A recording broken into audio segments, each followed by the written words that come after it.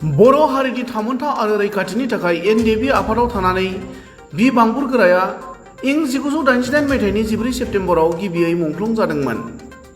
एनडिएफबिनि जोहोलाव बि बांबुरगोरानि 36थि मुंख्लं सानखौ 14 सेप्तेम्बर अदेबानि गाबोन उदालगुरि जिल्ला सिंनि काजियामाटिनि थुलुंगा फोथाराव फालिनो थियारि। बे बिथिङाव उदालगुरि जिल्ला दुलाराय बर' फरायसा आफादनि आफादगिरि आरो गुबुन गुबुन दैदेनगिरिया खौरांगिरिनि सिगाङाव ओरैबायदि फोरमायो। नंगौ गाबोन अर्थात 14 सेप्तेम्बर 2024 एनडिएफबिनि जिथु गिबि मुंख्लं जोहोलाव बि बांबुरगोरा बिथांनि 36थि मुंख्लं सान गाबोन बेवहाय फालिनो थाखाय खोब गाजा गोमजायै लाहार फाहार खालामनाय जादों आरो बेखौनो जों दुलाराय बर' फरायसा आफाद उदालगुरि जिल्लाया एसे खबर लानो नायस्रांनो माने खामानि मावनायफोरखौ एसे नायनो होननानै फैदों आरो जागायजेननायनिफ्राय जोंनिफ्राय जिखिनि खहारि कअपारेसना दङ काजियामाटि दख'रा दुलाराय बर' फरायसा आफादनिफ्राय आरो ओनसोलनि साफ्रोमबो रायजो राजाफ्रा बेवहाय खामानि मावदों कअपारेसन होदों जिहेतु माने जाथिनिनो बर' हारिनिनो सासे मुंख्लं बर' हारिनि थाखाय गावनि जिउखौ बावसोमलांनाय सासे बेक्ति आरो बिथांनि गोसोखांथियावनो दिनै जिहेतु मुंख्लं सान एनडिएफबिआ बा बर' हारिया दिनै फालिबोबाय थादों बे रोखोमैनो नैबे गाबोन 14 सेप्तेम्बर 2024 मायथाइयाव जितु काजियामाटिनि थुलुंगा फोथाराव बे मुंख्लं सानखौ फालिनो थाखाय लादों दा बेवहाय दुलाराय बर' फरायसा आफाद हिसाबैबो जोंनि ओनसोलनि साफ्रोमबो बर' फिसा आरो जिखिनि हारिसाफोर बेवहाय बखबा खालामनानै दङ मोनफ्रोमबो हारि हारिसा आरो बेयाव धोरोम जाथि खुनु भेद लाबोआ जासे जोंनि मुंख्लंखौ श्रद्धा होनो सन्मान होनो थाखाय बयबो जाहाथे आवगायबोयो फैयो गाबोननि हाबाफारिया जाहाथे खोब गाजा गोमजायै जालाङो बिनि थाखाय साफ्रोमबोनि हेफाजाब आरो मददखौ जों जिल्ला दुलाराय बर' फरायसा आफाद हिसाबै जों बेखौनो लुबैगोन आरो जों एबसुनिफ्रायबो हानायसेबाङाव जोंनिफ्राय जिखिनि कअपारेसन बेखिनिखौ जों होबोबाय थादों आरो फैबाय थानाय समावबो जों होलांगोन। नुनो मोनदों जिहेतु माहारियारि आफाद हिसाबै आबसुआबो मैखोमै आन्दोलनाव बाहागो लाबोदों बे हिसाबै माखासे मुंख्लंबो जाबोदों थिग बेबायदिनो जायफोरा हाथियार लानानै सोमावसारदों बिथांमोननिफ्रायबो मुंख्लं जाबोदों नाथायबा बै हाथियार लानाय समाव बिथांमोना उदां अख्राङाव फैनो हायाखै बै समाव मुंख्लं जानाय माखासे मुंख्लंफोरखौ दिनै माने उदां अख्राङाव सिबिनो मोनाखैमोन जेथिया बिटिआर सक्ति जाबाय बिनि उनावसो उदां अख्राङाव सिबिनो हागोन बे समावहाय मुंख्लंफोरनि थाखाय माबायदि राहा लानायखौ नोंथाङा फरायसा आफाद हिसाबै सरकारनिसिम खावलायो? मुंख्लंआ बेयो मुंख्लंआनोसै आरो जेखिनि दिनैसिम मुंख्लं जालांबाय जोंनि बर' हारिनि गेजेराव जायहा जिखि दोलोआव थानानै माने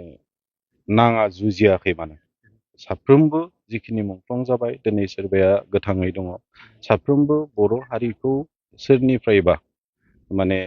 नासयजानाय सोबख'जानायनिफ्राय दैख'ना लाना फैनानै बर' हारिखौ मोनसे गेरेमसा हारि बर' हारिखौ मोनसे उदां मोनसे हारि मोनसे आलादा मोनसे रायजो सोरजिनानै जाहोलांनायनि सिमांखौ नुनानैनो साफ्रोमबो माने बर' फिसाफ्रा दिनै सोरबा हाथियार लानानै सोमावसारदोंमोन सोरबाया माने नन भायलेन्टलि माने बेबायदि खान्थिजों सोमावसारदोंमोन खिन्थु बेनि गेजेराव जिखिनि मुंख्लं दिनै जालांबाय साफ्रोमबो खिन्थु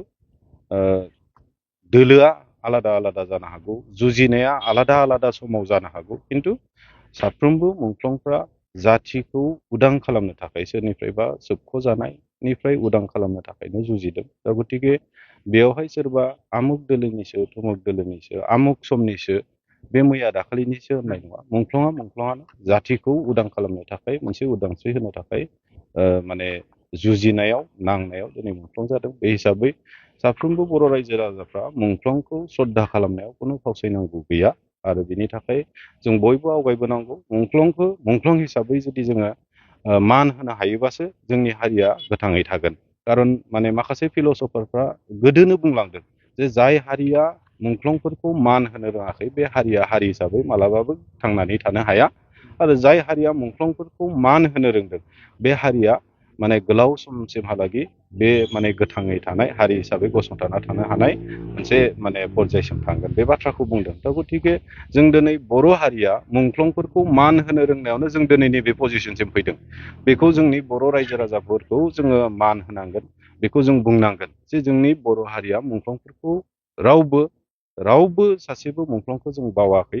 आरो बिनि थाखायनो जों मोनफानि उनाव मोनफा बर' हारिखौ जौगाथायनि मोनसे लामाखौ जों नुबोदों आरो बे हिसाबैनो नैबे जिथु मुंख्लंफोरनिसिम मोनसे श्रद्धा मान होनाय बेयो जाहाथे फैबाय थानाय समावबो थागोन। मुंख्लंआ मालाबाबो गोमोरनानै थाङा,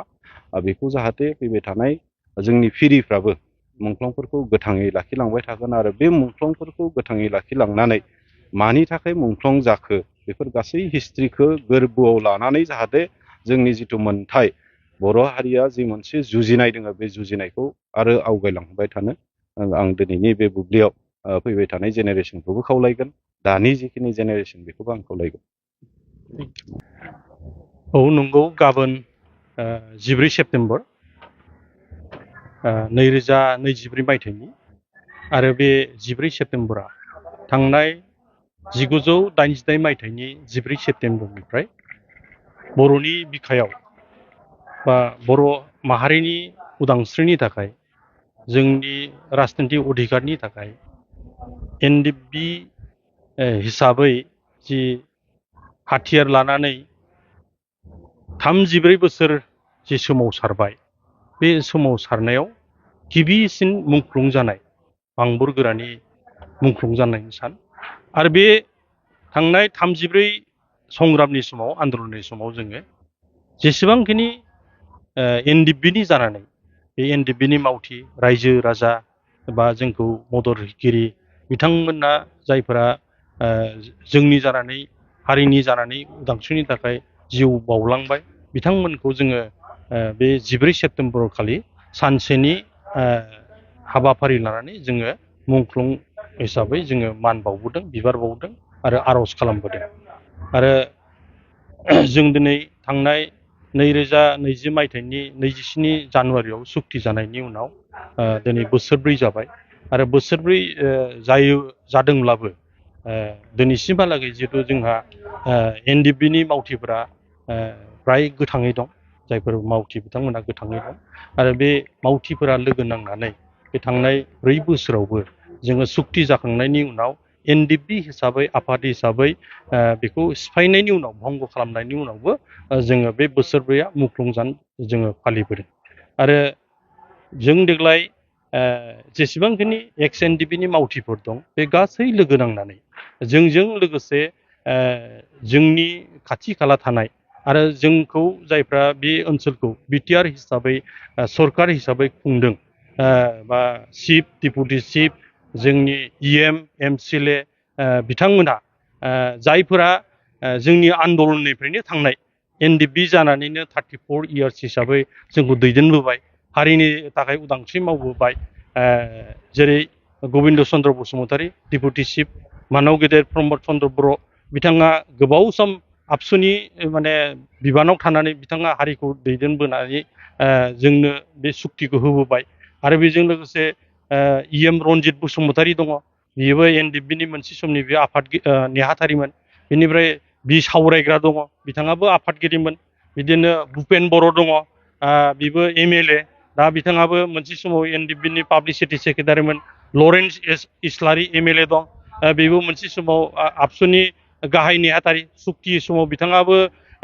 माने सिगनेटरि हिसाबै दंमोन। आरो एस सानजारां दा एमसिएलए, दा बेबायदिनो गोबां माने दैदेनगिरिफोर दं जोंनियाव दासिमहालागै गोथाङै दं आरो जायफोरा जोंखौ दिनैसिमहालागै माने सुखु दुखुनि समाव जोङो बानजायबोदों, सहाय होबोदों, जों बिथांमोनखौबो जों खावलायदों जे अन्तत गाबोननि बे 14 सेप्तेम्बराव दुखुनि सानाव बेवहाय जों दिनै खायजामाथि बे थुलुंगा फोथाराव जोङो सानसेनि हाबाफारि लानानै जों बे मुंख्लं सानखौ जोङो फालिनो जोङो बा खुंनो जोङो नाजादों। आरो बेवहाय बांबुर गोरानि न'खर जायहा गिबि माने मुंख्लं, बे न'खरनि मानसिफोरखौबो जों बेयाव हांख्रायदों। बियो फुंनि 8:30 बे जागायगोन आरो फ्राय 3 घन्टा बा 4 घन्टानि गेजेराव जों बेखौ फोजोबनो थाखाय जोङो बेखौ मोनसे हाबाफारि लादों। आरो बे हाबाफारिनि गाबोन जिहेतु बेखौ जोङो आयजन खालामदों बा जिखुनु बेवहाय माने रिसिपसन कमिटि बा बानजाय आफाद दादों आरो बे बानजाय आफादनिनो आंखौ गाहाय लिंथुमगिरि होनाय हिसाबै आं दिनैहाय बेयाव फोरमायगोन जे फ्राय 95% 95% बे खामानिफ्रा फ्राय साक्सेस जाबाय आरो गाबोननि दिनाव जों फ्राय गामि गामि थांनानै बा गुबुन गुबुन जिल्लाफ्रावबो उदालगुरिनि बादैबो गुबुन गुबुन जिल्लाफ्रावबो जेरै जोंनि जानानै मुंख्लं जानाय दं बै न'खरफोरखौ जोङो हांख्रायहरदों जे गाबोननि सानसेनि सानाव नोंथांमोना फै बेयाव नुजाफैनानै जाहाथे जोंखौ मदद होफैयो मुंख्लंफोरखौ जोङो बेवहाय माने सिबिफैयो जों बेखौ खावलायदों आरो लोगोसेयै बर'ल' नङा गुबुन गुबुन हारि जायफोर हारिफ्रा जोंजों लोगोसे बेयाव बिटिआर बा बिटिसि हिसाबै जायफ्रा बेयाव बासिन्दा हिसाबै दं बेयाव थानानै दं बेयाव नेपालि दङ सावथाल दङ हाजं दङ बा मुस्लिमफोर दं असमिया दं बिसिनि दल संगठननि माने बिबानगिरि दैदेनगिरि आरो लोगोसे हारिमु माने दिन्थिफुंनायबो जों बेयाव लादों बिसोरखौबो जों लेंहरदों ओंखायनो जों आसा खालामदों गाबोननि दिना मोजाङै मोजां बारलांथों जों बेखौ आसा खालामदों आरो बेयाव जोङो मानव गेदेर चिफ बिथांखौनो जों गाहाय आलासि हिसाबै जों लेंहरदों आरो बिथाङा खोथा होदों गाबोन फैगोन आरो बे हिसाबैनो आं गासै रायजो राजाखौ गाबोननि समाव हानायसेबां बेयाव खैजामाथिनि थुलुंगा फोथाराव सानसेनि थाखाय दसे समनि थाखाय जाहाथे बयबो मुंख्लंफोरखौ जाहाथे मान बावो जाय मुंख्लंफोरनि थाखायनो जों दिनैहाय राजनिति भाबै जेसेबांखिनि जों दिनै मोनदों बिथांमोनखौ जों मान बावनांगोन आरो सोरबा जुदि फैनो हायाब्ला अबेबा माने खना खनला जुदि दंहैयोब्ला बिथांमोना गाबोन सानसेनि दिनाव जाहाथे मुंख्लंफोरखौ गोसोखांनानै बिबार जाहाथे बारसेबाबो बावो बेखिनिनि थाखाय आङो साफ्रोमनिसिम आङो गोसो माने गोरबोजों गुरैयै आं खावलायहरनाय थाबाय। आदामात रंजालि बैसागु कमिटि आफादनि जानानै आङो नोंथांनि चेनेलनिसिम आंनि अननाय आरो सिबिनायखौ बावहरग्रोनाय जाबाय। दा बेवहाय जोंहा गाबोननिफ्राय जोंहा मार्टियार्स डे माने बेवहाय जेनेरेलि मार्टियार्स होनोब्ला जोंहा बर'नि मार्टियार्सखौ जोङो बाव फालिनाय जायो। दा बेवहाय 36थि बोसोर जाबोबाय दासिमबो फालिनाया। दा बेवहाय जोंहा फालिनायखौ देग्लाय बोसोराव नैबे खाजामाथिनि थुलुंगा फोथार एबा जोंनिनो बे बैसागु जौसाङाव बा फालिनो थाखाय थामथि खालामनाय जादों। दा बेवहाय जोंबो ओनसोलनि हिसाबै आंबो सासे आफादगिरि हिसाबै बैसागु आफादनि आफादगिरि हिसाबै आं बेखौनो बुंनो लुगैयोदि जोंहा मोनसे समाव जोङो बेयाव ओरैबायदि खस्थ' जायोमोन बैसागु खुंनो थाखाय ओरैबायदि खस्थ' जायोमोन मानोना बैसागु खुंनायाव जोङो मा होनदों बेवहाय थालिर बिलाइजोंनो माखासे गामि आफादनिफ्राय फैनानै बेवहाय माने सायनासालि लुफैनानै जोङो खुंनायखौ जों नुबोनो मोन्दों आरो जोंबो बेवहाय जुरित' जाफानो मोन्दों आरो आंबो आरो बै समनिफ्रायनो जोङो खामानि मावै मावै दायो बेखिनिखौ बारबोनानै देग्लाय बोसोराव खिन्थु मा जाखो जोंहा मानगोनां जोंनि डिपुटि चिफ मानगोनां गबिन्द बसुमतारी बिथाङा अननानै नैबे रनजित एबा टाइगार बिथांनि नामाव बैसागु पेन्डेलसो दै जौसां नङा बे पेन्डेल आरो जौसां बेहाय माखासे माल्टि डिफारेन्स थायो जोंहानि बे बैसागु पेन्डेलखौ अननानै माने मानगोनां फंबाय जोंहा राजु ब्रह्म दलापारानि मानगोनां थिखादार बिथाङा लुफुंनानै होबाय। दा जोङो बे लुफुंना होनायाव ओरैबायदि गोजोननाय मोन्दों मानोना जोंहा बे पेन्डेल एबा बानायनायावनो बहुदखिनि फैसा थाङोमोन। दा बे फैसाया जोंहा माने बासायदों आरो दा बासायनाय लोगो लोगो बे फैसाखौ जोङो माखासे टिम फैयो जोंनाव गोबां टिम फैयो मोसागिरि बिथांमोन बे मोसागिरि बिथांमोननो जोङो जाखिनि नांगौ बिनिख्रुइ बांसिन जोङो प्राइज हरनो हानाय जादों आरो दा बेवहाय जोंहा साफ्रोमबो रायजो राजा बिथांमोना माने बुहुद गोजोननाय मोन्दों। दा बेवहाय आरो मोनसे खोथा जों खोनानो मोन्दों बेवहाय मानगोनां जोंनिनो आगुनि एक्स एनडिपि बिथां मा राभा होनोमोन गपाल राभा बिथाङाथ' एसे गोरोन्थि जादों बिनिया बुंनाया मानोना बेयाव जोंनि गिबि थागिबि नङा होमबा जों थागिबि सासे सुबुं आरो बिनिनो मावथि सासे सुबुं आरो जों गोदोनिफ्रायनो मावफाबोनाय जों मिथिबोयो। दा बेवहाय मानोना बिथाङा बुंदोंदि दा मा होनदोंनो बांबुर गोरानि नामखौ सोलायनानै बि टाइगारनि नामाव सोलायना होदों बे जौसांनि नामखौ नङा बेथ' जोङो सानैखौबो जोङो बेवहाय रेसपेक्ट होयो साफ्रोमबो जोंनिनो सुबुं बिसोरो मुंख्लं हिसाबै जों बेखौ जेबो बिथरखौ खालामनो जों लुगैया डिफारेन्स खालामनो लुगैया देयार इज नो डिफारेन्स माने बेयाव जेबो डिफारेन्स गैया नङा होमबा जों बयखौबो जोङो मुंख्लं होयो। दा बिथाङा मा होनदों बेखौल' जों दुखु मोननाया सादोंदि गिबियावनो मा होनदों जोंहा बे बैसागु जौसां हिसाबै स्टेज हिसाबै जोंहा मा होनदों बेयाव जेबो नामानो गैखायामोन रावनिबो नाम गैयामोन बेवहाय मानगोनां बिथां खरेन्द्र बसुमतारी बिथाङा दङमोन बै समनि एमएलए बिथाङा बै समाव गायसनफैदोंमोन दा बेवहाय मा होनदोंनो बैसागु जौस्रांखौ बा स्टेजखौ गायसनफैनायाव मा होनदों बेहाय रायजोनि सुबुंफोरानो बेखौ मा होनदोंनो गायसनफैनायाव मोजां मोनदोंमोन आरो बेखौ खोन्दो मोनथाम हिसाबै मावनायखौ जों नुनो मोनदों बेवहाय फार्स्ट टाइम बिथांमोना मावदोंमोन बेबो जाजोबासै सेकेन्ड टाइमाव आरोबाव गोदान माखासे थिखादारबो हाबदों बेफोर मावबाय बिसोरबो जायासै आरोबाव नेक्स्ट टाइमाव जोंहा माखासे थिखादारफोर मावदोंमोन बिसोरनि नामफोरखौ आं बुंनो थांला मिथिखागोन जायफोर बिथांमोना इनफरमेसन हरदों बिसोरनो जाखागोन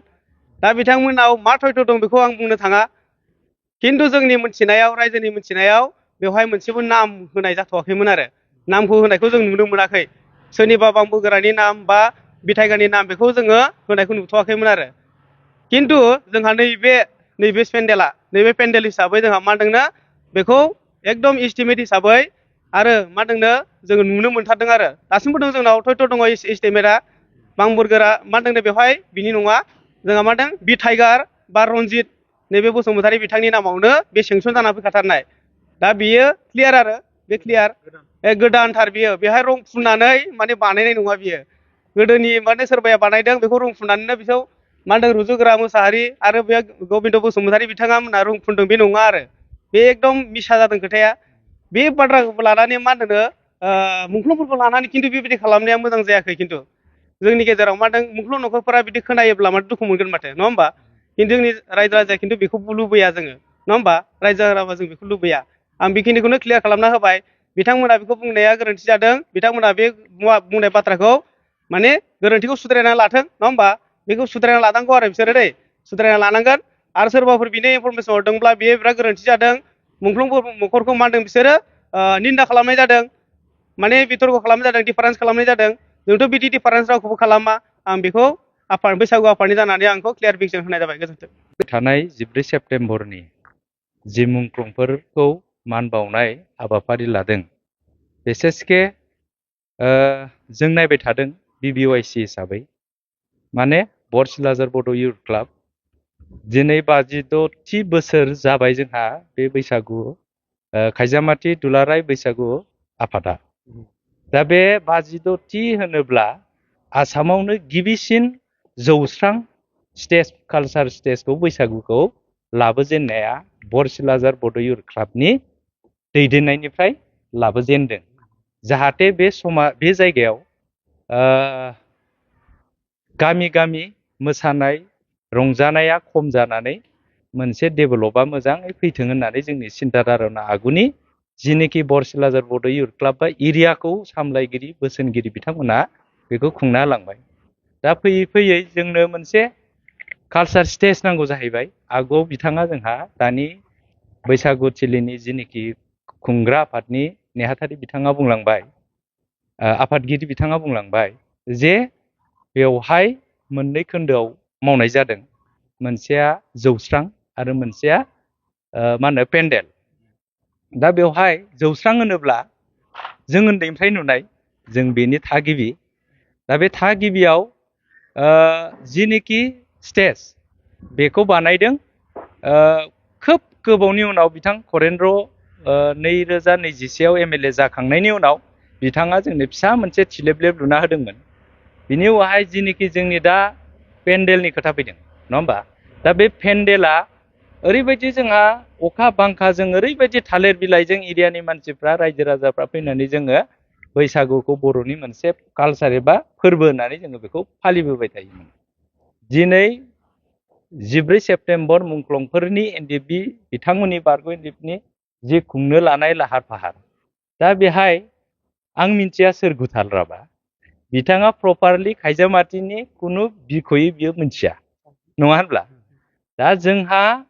बि टाइगार बिथां रनजित बसुमतारी 1 नं जलफुख्रिनि बेबो जोंनि आंगो बिदा ओमफ्राय सासेया जाहैदों बि बांबुद गोरा ब्रह्म बसुमतारी बिथाङा बोरिगामिनि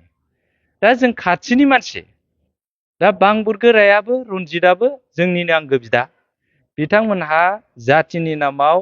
जिउ दाव होलांबाय सोरबा आगे फिसे थैग्रोबाय दा बेवहाय जोंहा बि बांबुद गोरानि थाखाय जोंनो नांगौ खायजामाटियाव मोनसे ट्रास्ट जानांगौ जों बेखौसो लुगैयो खिन्थु बि टाइगारनि मुङाव डिपुटि चिफआ अननानै जोंनो बेयाव स्टेज मोनसे 15 फाइनान्सआव मोजां मोनसे जोंनो पेन्डेल हरदों। दा बे पेन्डेलाव खुनु रं लागायनाय नङा। नोंथांमोना मिडिया नोंथांमोना सोंनो हागोन। आरो मैया आं नुदों बिथां गुथालखौ बिथाङा बुंदों बिलिफांनि खोथा। बिलिफाङा जादों 1 नं जलफुख्रिनि, बेबो जोंनि बिदा। बिथाङा बारग' एनडिएफबि आरो सासेया जाहैदों रंगाआदा, बे जाहैदों 1 नं गलमारानि। बिसोरबो डिफारेन्स गैया, जोंनि मानसि। दा बिथांमोनहा मा मावदों आरो बिथांमोनहा मावमारदोंना मावमाराखै निस्सय। दा नोंथांमोना बिथांमोनाव सोंनो हागोन। बिथांमोना गरायमारियाव थायो, जोंनिनो लकेल, जोंनिनो बिदा। जों बेखौ बिथर्गि खालामनो साना। बिथांमोना स्वयं बुंगोन जे नंमारगौ ना नंमारा, जे जोंनि नुनायावथ' जों एरियायाव रायजो राजा टटेलि गासिबो मिथिगौ जे बि बांबुर गोरानि नामाव गिबि एनडिएफबि मुंख्लं हिसाबै मोनसे गिदिर मोनसे गभर्नमेन्टआ बेखौ मुं होनांगौ, जोंहा बेखौसो लुगैयो। दा बेखायनो बेयाव बिथर्ग थांनो खुनु माबा गैया। दा बिथाङा जुदि बेखौ बुंनो रोंदोंब्ला डिटेल्सखौ लाना बुंनाया मोजां जायो। दा बेखौ बिथर्ग खालामनो नाङा। बिथांमोना सुप्रिम सेक्रिफाइस बिथांमोननि गिबिबो जानो हानाय। खारन बांबुर गोराया गिबि मुंख्लं हिसाबै दिनै नाम मोनदों। बि टाइगाराबो जोंनि बिदा। जों उन्दै समाव बिथांनि थैनायखौ जोङो खोनादों। दा बेखायनो बिलिफां आदा आरो रंगा आदानाव नोंथांमोना सोंनानै नाय, बिथांमोना स्पस्ट क्लियारखौ होगोन। रायजो राजानि सायाव बारग'नो हाया। बे खायजामाटि गासै बरसिलाजार होनोब्ला बरसिलाजार गथाय जोंनि बे उदालगुरिनि साइथिंनि खोलाहा थानाय गामिया गासिबो गोलैयो। बेखौ गोदोनिफ्रायनो बरसिलाजार बड' इयुथ क्लाबआ बेंबोबाय थायो। दा बेखायनो जोंनि बेयाव खुनु रं लागायनो खुनु बिथांमोनहा दाफै आरो बिथांमोनहा जोंनि जायगाखौ बेबायदि गाज्रि जानला मोनला होननायखौ जों निन्दा खालामो। बेखायनो आं बेखिनिखौ बुंबाय। आंनिफ्राय बरसिलाजार बड' इयुथ क्लाब प्रेसिडेन्ट हिसाबै बे क्लियार। बिथां गबिन्द बसुमतारिनिसिम मस्ट वेलकाम। बिथाङा दि जोंनो बेवहाय जोंनि फोरबोनि थाखाय बेहायदि मोनसे पेन्डेल हरबाय, जोबोर जोबोर साबायखर। आरो आसा खालामदों बिथाङा जोंखौ बुंबावदों जे जिनिखि स्टेज, बे स्टेजआ जोंहा गोबाव सम जाबाय बायलाला, बेखौ बिथाङा रिन'भेसन खालामना होगोन होनदों। खोब गोजोननाय दङ जोंहा। दायो जुदि स्टेजखौ रिन'भेसन खालामो, बिनि खोथाखौ बेयाव बांबुर गोरानि खुनु खोथा जों फैनो लुगैया। बांबुर गोराखौ जों सानदों मा मोनसे फिसा होनानै फोजोबनायखौ जों लुगैयाखै। एरिया हिसाबै आंनि बिदा असे हिसाबै, जोंनि बे जायगानि गिबि मुंख्लं हिसाबै। दा जोंहा बेखौसो रिकुवेस्ट खालामनाया, बेयाव होनायावबो जोंहा आपत्ति गैया। खिन्थु बिथांनि मुङाव जे जोङो मोनसे फिसा होनानै मुंखौ फोजोबनाय, जों बेखौ लुगैया। बे थाबाय, आंनिफ्राय बेखौसो बुंगोन। ओमफ्राय मोनसे खोथाया बेनोनो, बिथांमोना बेले बेजे खालामैया मोजां। बिथांमोना जेरावखि खुङा गावसोरबो खुं, आरो जेरावखि खुङा खुंनाया मोजां। आं गेजेरनि जानानै BBOC जाना बेखिनिखौ बुंनानै बेयावनो दोनथ'नाय जाबाय। गोजोन्थों।